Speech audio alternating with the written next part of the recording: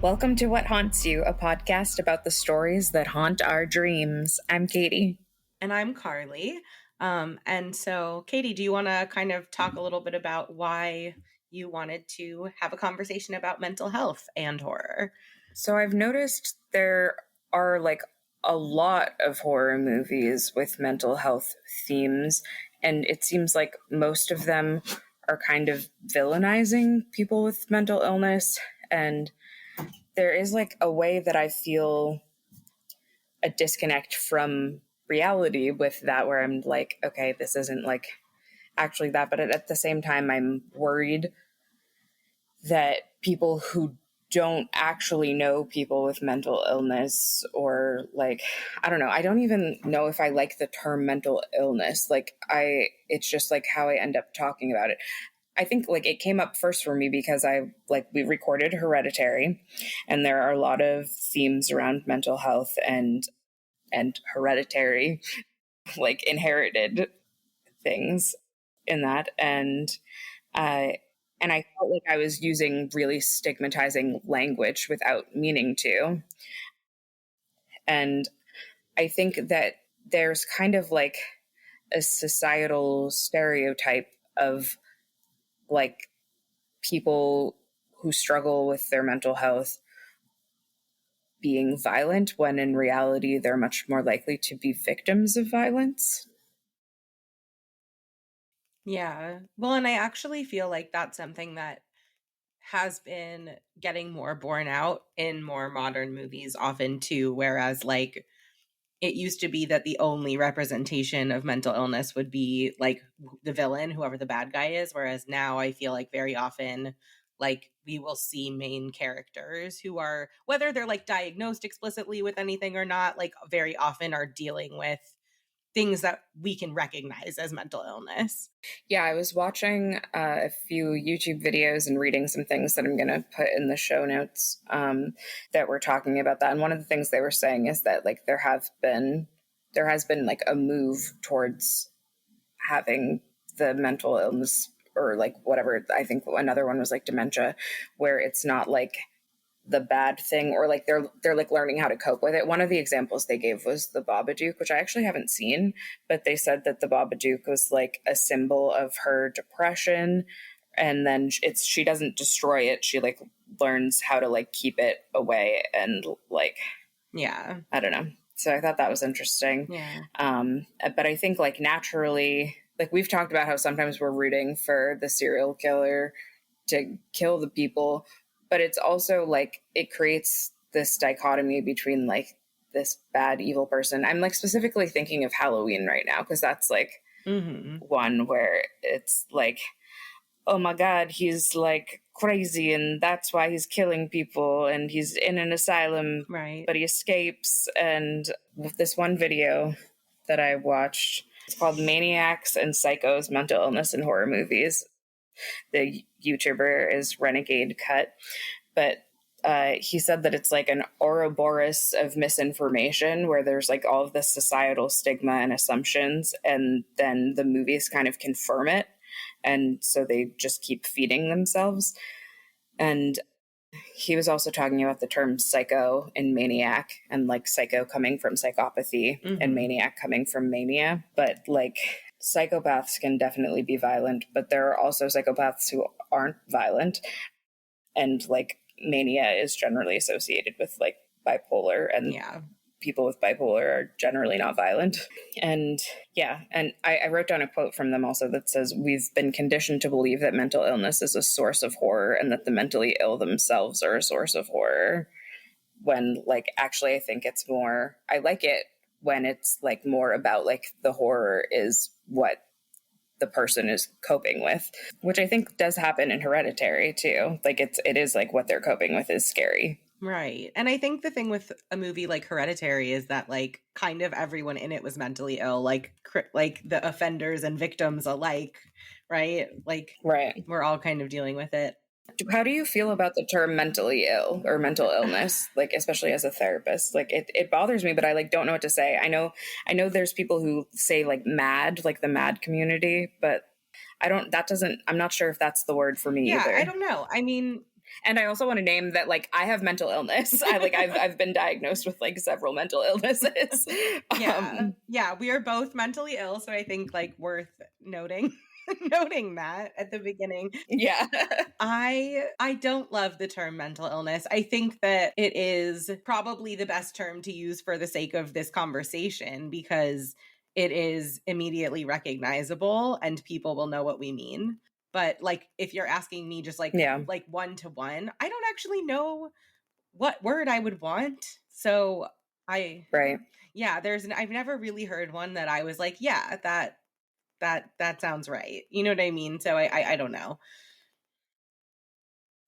Right. I've like jokingly called myself crazy. And I know a lot of people like really don't like the word crazy. And I was trying to like take it out of my vocabulary for a while because people seem so upset about it. But I mean, I was kind of like, well, I'm crazy. Like if people are like defining crazy, I'm crazy and it doesn't actually bother me. But like I won't use it about a person who doesn't want to be called that. Yeah. I feel similarly actually, like in that I am trying to be more deliberate about like when I am and am not using that word. But I feel that like in the times where people were labeled crazy, I would have been labeled crazy. And so I don't know. Oh yeah, I for sure would have been institutionalized if I was born like pretty much any earlier. Yeah. So I don't know. I think that I actually so okay. There is a part of me that thinks mental illness is a good term because it like emphasizes the fact that like there is actually something going on. Yeah, And I think that's like something that people don't like to poke at too much, right? Like people like to like it's in your head and it's like, well, that doesn't mean it's not a problem, right. right? Like and so I think like kind of in the same way that like people will talk about like addiction as an illness and like that's something that helps people really understand that like this is not just all like pure choice, right? Like we have free will, but we have these things that like really impact our ability to make decisions. Right. Yeah, I think there have been things that have frustrated me in getting diagnoses because when I was looking for diagnoses for my physical health problems, because I was already diagnosed with mental health stuff, a lot of times doctors were like, oh, well, it's actually like just your anxiety, or like this is because you have trauma. And like, when I just went to try to donate platelets, they don't take platelets for anyone who's been diagnosed with PTSD in like the last however many years. And like I got diagnosed with PTSD when I was like 15 and I had other diagnoses that excluded me, but I just was kind of like, why? And that's like one of the ways that it's like really stigmatized in ways that like it doesn't really even make sense to me.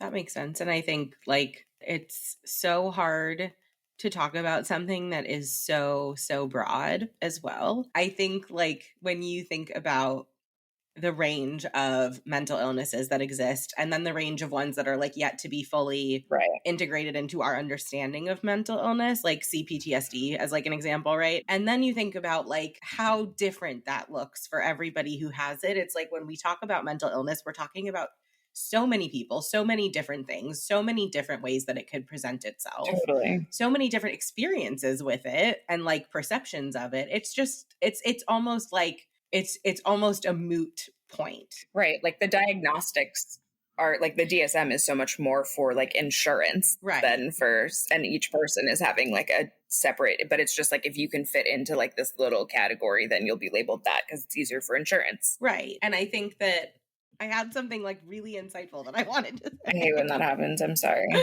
That's okay. I have something else that I think will probably spark more things from you. Okay, go for it. So another thing that I've been thinking about is like especially Halloween. I think like Michael Myers and like figures like that, especially because we like see him locked up, and that like creates some sense of like the town is safe when he's locked up, and then when he escapes, they're not. And I think like when I look at it from an abolitionist lens, I think a lot of this imagery like really makes people, it like drives home the point of like there's all these murderers on the street and they want to get to you and like we have to lock them all away, and that's like not really what's happening. And like most people who are struggling with mental health who end up being imprisoned are not violent offenders. They're people who are like sleeping on the street and they're getting criminalized for right. and like factually, like people with mental illnesses are more likely to be the victim of a violent crime than to be the perpetrator of one. So like that is like a fact that we can just kind of have on the table. Yeah, I pulled like 3 research papers about that because it's like well documented. Mm-hmm. Yeah. I think that when we talk about mental illness in a really big way, we are talking about the human experience, because like when you look at the stats, like even the stats make it seem quite common, but like we know it's more common than we are dealing with because of our issues with our medical system. You know what I mean? And if it's not hitting you, it's hitting somebody you know. Like I really feel that like it is not like separable. Yeah. In the way that people try to kind of pretend that it is. And so I think that's important. And then I think kind of to what you were saying about with like using Halloween as an example, which is actually like such a good example, right? Of like the kind of problem we're talking about. But I think that that's so I think I can understand and I can respect somebody who says like this movie should not exist and like we should not make things like this anymore. I think there's like a level of validity to that, but I don't share that opinion. And I think for that for me somewhat at least comes down to like it is like so important that people learn to take in media critically, Right. especially media that is like typically more symbolic than literal. And I would say like horror definitely falls into that category, because the reality of that movie is like about a town's dark secrets, Mm-hmm. right? Like that's what it's about. And like about like the perceived sense of safety that white people have in suburbia. Like that movie is about like Totally. almost like stuff that's kind of in line ideologically with like the concerns that we're voicing about this part. It's, you know, like I think it's like fair to criticize it, but I also think, I guess I just like wish, and this isn't the people who criticize it, like this isn't their fault, but I wish that like everyone else could learn to like watch things with more of a critical lens. Yeah, that's what I was going to say. Like I wish that people were just more critical, not in like the judging way, but in the like being aware of all of the different nuances. Because I think that's one of the things that concerns me. It's not that like I'm viewing it and going like, now I feel worse about mentally ill people or something, because I'm mentally ill, my family's mentally ill, most of my friends are. Like it's not, I think, but people who like think that they don't interact with mentally ill people, right, even though like I don't think that exists, I worry about them thinking critically about it. mm-hmm. And yeah, but and I also think like this isn't just a horror problem. Like media in general is bad at mental health.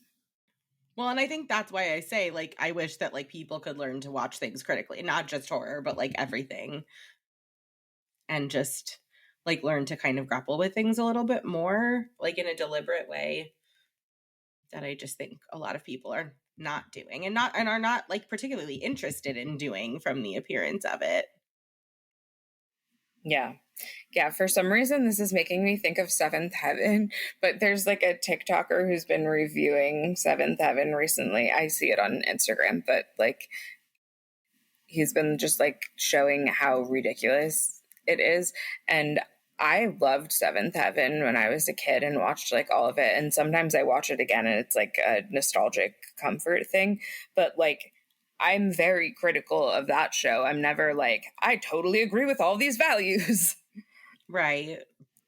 And yeah, I think it's just important for people to know where the movie was created from. Another movie I've been thinking of is Split, and I don't think I've seen that, but I've like heard a lot about it. And I think like there are a lot of movies and shows that use DID, dissociative identity disorder, as like a plot device, or like it's just, I mean, I can see like why people are interested in it, but the way that they do it in movies is so over dramatized and like not taking care of the real people who live with that condition. It was definitely like, I think that one especially because like it's the entire point of the movie, which I think is like makes it even like that much more more of a questionable decision. And I'm torn because I thought that movie was incredibly interesting, but I also like don't know how I feel about that one really. Right.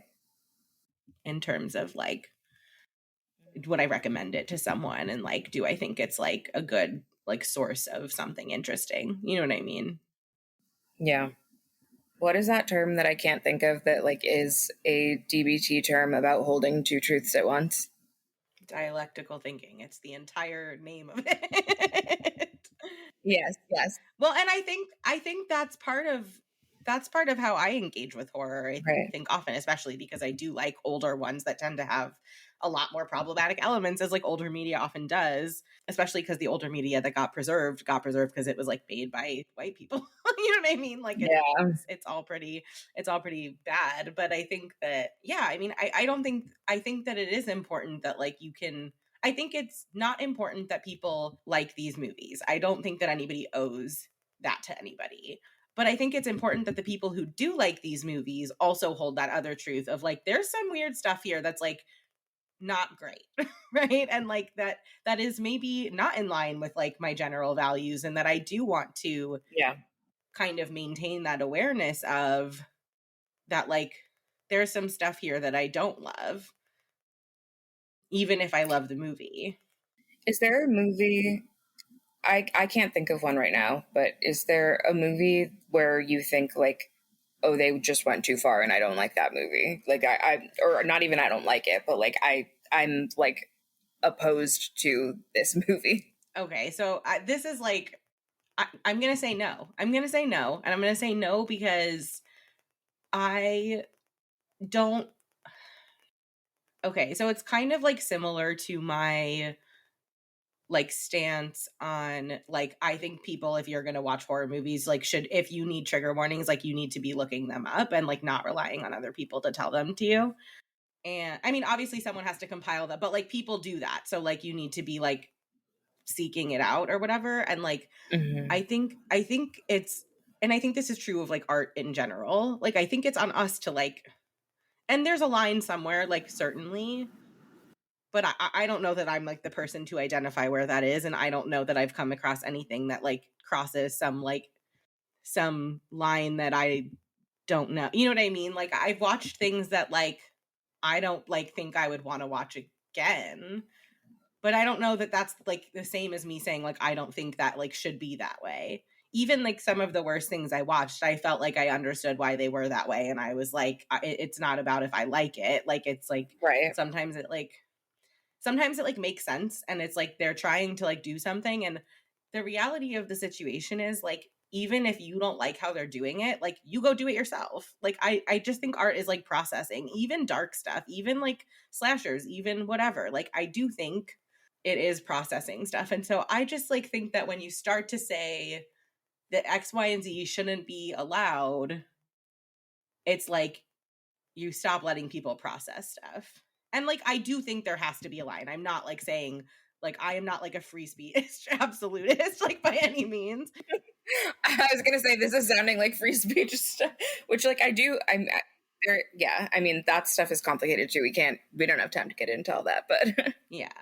Yeah. I think like a good example of like a movie that I know a lot of people feel like shouldn't exist the way it does is like, I think I've told you about it, the movie Irreversible. It has like a really extended sexual assault scene.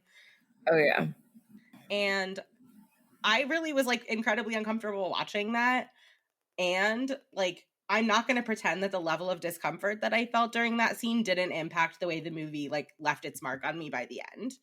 I like really do feel that it did. And like, I don't like, and if I watch that movie again, I'm probably not going to watch that scene all the way through. And like, I think that's also fine. And like, I think you can watch it and skip it altogether. Like, I think that's fine. yeah. But I think, like, who am I to be like, I was super uncomfortable, so like, this can't happen? You know what I mean? Like, I just don't like really, I don't know. And like, I do think there is a line. I just like don't think that I have like seen it often Yeah.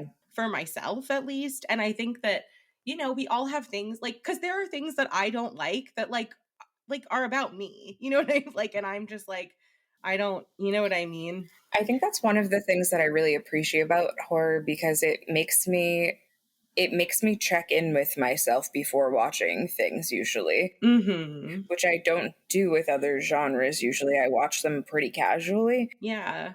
but I'll be like, okay, this is what this is about. Is that what I want to engage with right now? And that's something I'm trying to practice in my general life. Mhm.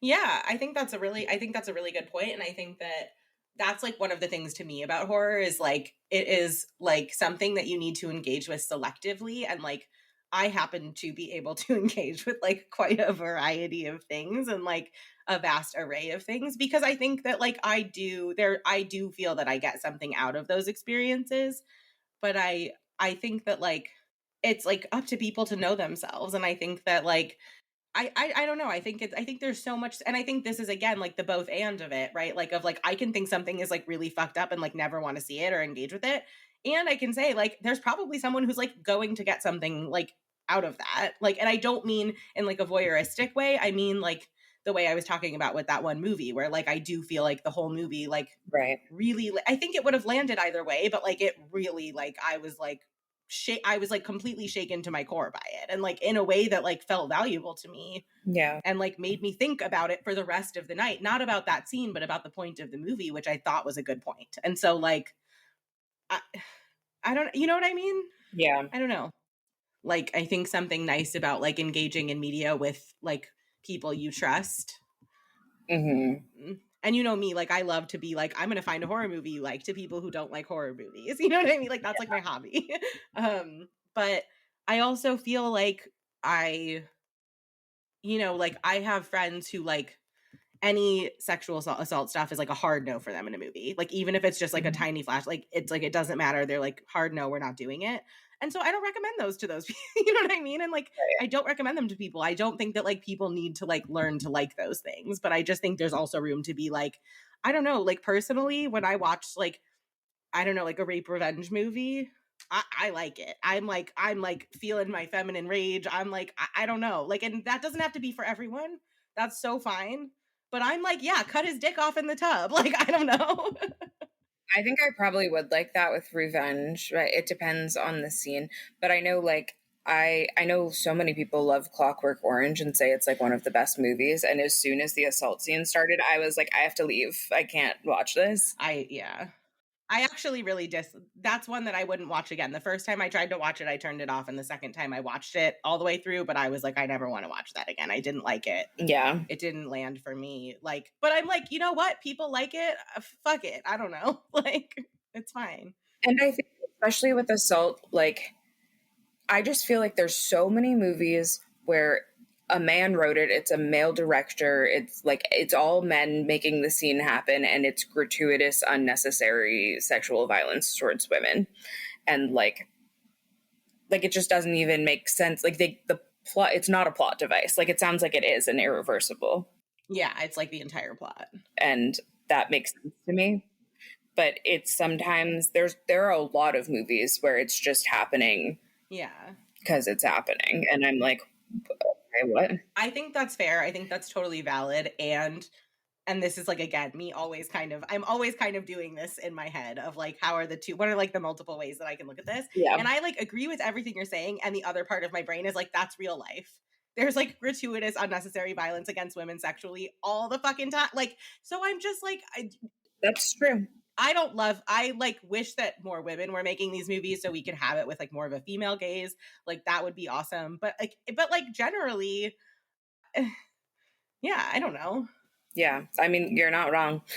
The other thing I was going to say is I think like part of why like I was kind of feeling bad about myself for using stigmatizing language in Hereditary, and like I haven't listened to it back, so maybe I'll have to see like what I actually said and if it bothered me, and maybe I'll comment on it then.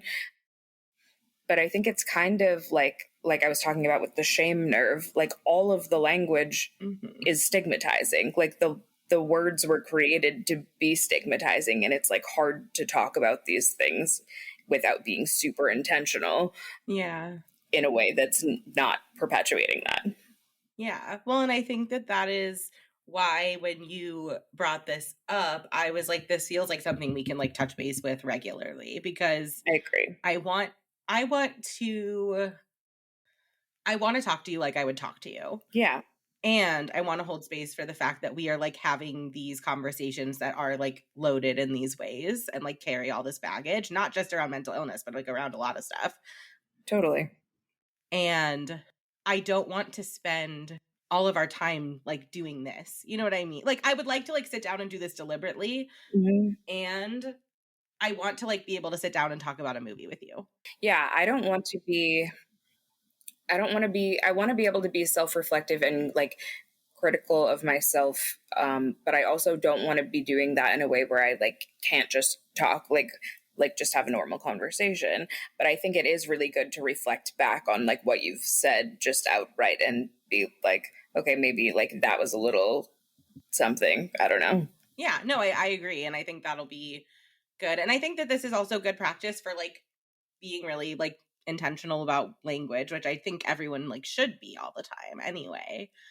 Yeah. And like I think it's one of those things where like for me as somebody who like has struggled with mental illness for like ever, I'm like probably going to use the word crazy. Same. Like, and I used it in Rosemary's Baby about Rosemary. Like I like explicitly remember that. And like I'm probably going to do that. And like I'm open to like conversation about that. And like I'm not saying my mind could never be changed, but like as of right now for like who I am, I like feel kind of okay about that. And like I don't like, but I also feel okay about like a lot of what that episode was about the way she was being gaslit. You know what I mean? And like that was like, you know what I mean? And so it's just like I'm not going to be, yeah, I don't know, like do you know what I mean? Like I want to be able to just like talk.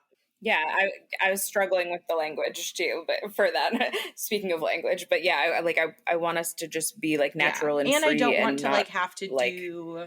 I don't want to feel scripted. Okay, this is like, of course, my example because like I'm just gonna like this is just who I am as a person. But you know, I listen to that Stephen King podcast all the time, and like. And like they'll talk like when they're going through the books, like he is like notoriously he's gotten better like over the course of his career, but he's like notoriously problematic with some of the way he writes disabled people, Black people, sometimes women, but I tend to like a lot of his women, so I don't know how I feel about that one, but people say that and I think there's something to it. And a lot of the time, like they'll confront it like the first time it comes up in conversation and then be like, we know this is going to go on throughout the whole book. Like, we're not going to take up half of this discussion to like mention that every single time it's relevant because we'll just, then we might as well make a conversation about like the problematic like ways that Stephen King like writes his characters, which like I think there's like that could be a podcast, you know what I mean? But like that's not what that podcast is. And so we could make a podcast about this, or we can do what we're doing right now and have these episodes about this. But that's like not what those episodes are. Those themes are there because they're the themes of the movies often, right? Those are the ones that we tend to gravitate towards, but that's not like explicitly what it is about either. Yeah, I think that it's good for us to check in on this, but I don't want that to be what our whole episodes are about either. I think that there are sometimes things that are like really egregiously offensive that make sense to mention. But yeah, it's in general, I think that it's just good for us to check in. And I don't think mental health is even like the only topic. I think it's good for us to just check in about how we're talking about a lot of things like race and gender and all these things that where like characters tend to be more stereotyped than like real people are. Yeah, absolutely. Yeah, and I think this was a good idea to just kind of like name some of these things, and especially because I do feel like, I mean, when you mentioned I want to like have this conversation maybe before we do some of these movies we have coming up that have similar themes, I like looked at our list and was like, oh, what could we do instead? And I was like, none of this. It's literally all that. Yeah. Thank you everybody for listening. I know this was like a different kind of conversation than we ever kind of like advertised having on here, but I think it's an important one. If you want to give us any feedback about any of this or share your thoughts, you can find us at What Haunts You Pod on Instagram, and we will see you next time. Toodaloo.